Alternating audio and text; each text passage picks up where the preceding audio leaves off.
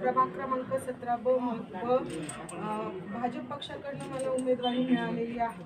तरी आम्ही वैदवाडी, रामटेकडी, माळवाडी या प्रभागात फिरताना महिलांनी आम्हाला त्यांच्या समस्या मोकळेपणाने मांडलेल्या आहेत। त्यांच्या मूलभूत समस्याच आहेत, जशा माणसाच्या मूलभूत गरजा आहेत तशाच आता मूलभूत समस्या पण निर्माण झालेल्या आहेत। रस्ते, पाणी, कचरा आणि सुरक्षितता। तर त्यासाठी आम्ही नक्कीच काम करणार आहोत। आणि अजून एक मी सांगू इच्छिते, सकाळी मी असंच रील बघत होते तेव्हा आमच्या आधीचे जे निवडून आलेले उमेदवार आहेत त्यांनी 15 वर्ष म्हणजे 3-3 टर्म काम केलेले, ते सांगतात की आम्ही अनुभवी आहोत, आम्ही काम केलेले आहे। तर मी तुम्हाला एकच विनंती करते की तुम्ही आमच्या बरोबर फिरून त्यांनी काय कामं केली ते नक्की दाखवा।